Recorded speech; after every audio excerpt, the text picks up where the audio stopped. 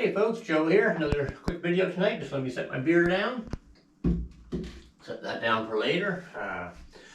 Recently I started doing a few videos on winter cycling. I did one on the set of tires that I put on the other day. And I did one on the ROCKBROS Bar Mitts. So I've had these for 4 years. They've been awesome. I've been running 7 tires now off and on for I guess about 16 years. Tonight what we're going to talk about is feet. How to keep your feet warm for winter cycling. Now, the obvious thing is an insulated winter boot. I got these Sorels right here as an example. They have a removable liner.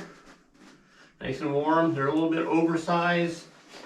I can wear a couple layers of thick, heavy wool socks with them. Fit fine. And that would go, of course, with some flat pedal. Now, flat pedals aren't something I use very often, even in winter. I used to use them in the winter until last year. Now, I ride clipless year-round. On here, I don't know if you can see them very well, but I got the Crank Brothers pedals on the bike. I also have Crank Brothers on my Trek 520, which is in the other room. That's actually the double shot pedal, which is flat on one side, clipless on the other. It's very rare I ever wear non-clipless shoes on my bikes any time of the year. Now summertime, summer, spring, and fall, these are my regular shoes. You can see the clips here on the bottom, clips into the pedals. You all know how that works. If you don't, let me know in the comments down below, and I'll do a video on that one of these days. Now for the winter, last year, living in Winnipeg, Manitoba, which has the nickname of Winterpeg, Manitoba, I really didn't want to switch over to flat pedals. So what I bought last year was this set of boots here. They're a little bit dirty right now, excuse that. You got the BOA system here for tightening them up, which works really slick. You just pop it out, loosen them off. These also have a removable liner, so if you get them damp, whether it's from sweat or from the weather, they're easy to take out and dry. These are a little bit oversized as well. There's room for a couple pairs of heavy-duty wool socks inside them. These are super warm. These are the North 45 Wolf Hammer. They also have one model up, which is even warmer. I got these ones thinking they would be just fine. Doing rides last year in Winnipeg. Temperatures in the minus 30 to minus 40. Minus 44 degrees, something like that. That's with wind chill as well. So very cold. My feet never really got cold. A couple of longer rides, they started to get cool. I was thinking maybe the other boots would have been worthwhile, but I'm going to stick with these. Also have the option of using the toe warmers. These are little packs of 2. These heat up to over 100 degrees Fahrenheit. Well over 100 degrees. I don't have my glasses on, so I can't read that. Maybe I'll put it up in the notes up here. These provide up to like 8 to 10 hours of heat. You can pop one of these into each boot. Keep your feet toasty warm. These will clip right onto the pedals. It's actually the wrong side. May as well do it the right way. And ride with nice warm feet in very cold winter temperatures. So I really loved getting these boots last year. They were a bit of a game changer. It's got a nice heavy duty tread pattern on it. I'll bring that up so you can see it as well. I'll try and put a link in the description box down below for North 45 and their winter footwear. They're well worth checking into. North 45 is also the brand of set of tires I'm running on the bike right now. I've mostly run Schwalbe set of tires in the past, but last year went to the North 45. Very happy with them. So like I say, if you're not into clipless, you're running flat pedals, just your typical winter boot, something insulated like a Sorel or something similar, something comparable. That'll keep your feet warm. And if you need a little extra, slap a couple toe warmers in there. It warms them right up. These here, you take them out of the package, you give them a good shake, that sort of activates the heating element inside. They'll warm up fully in about 15, 20, 25 minutes and give you 8 to 10 hours of warmth. Same ideas with these and the clipless. If I'm going out for a really long ride, it's minus 30 or 40, I'm planning on being out for a few hours, I'll bring a pair of these, pop them in before the ride. Feet will be nice and comfy as can be. So that's what I do for my feet for winter cycling. So far it has worked very well. I want to do some much longer winter rides this year.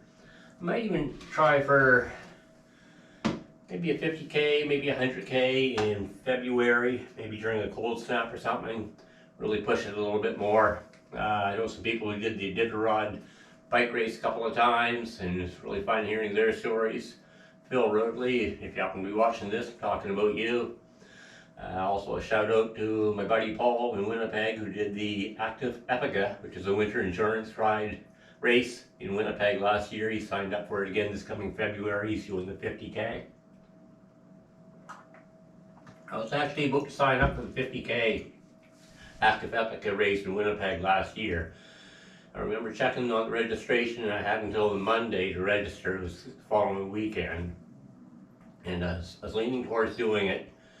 And then, unfortunately, the night I was thinking about registering, I was going to register on the Sunday, the next day, if I was going to do it. And I was probably going to do it, but then something happened, and I had a stroke.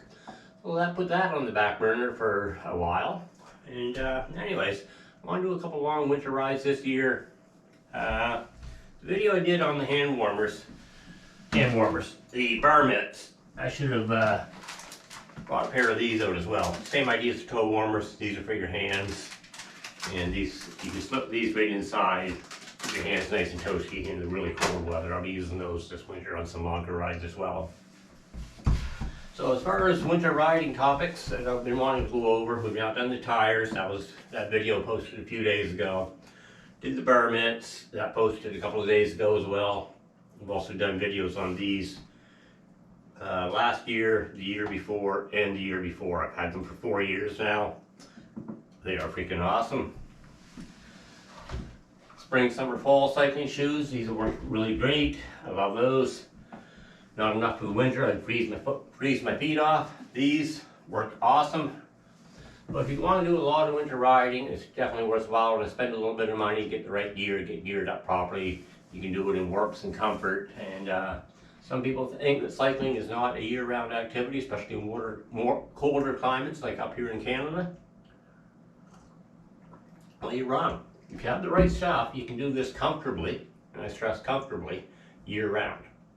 I was out on this bike 3 days ago. Today is Saturday.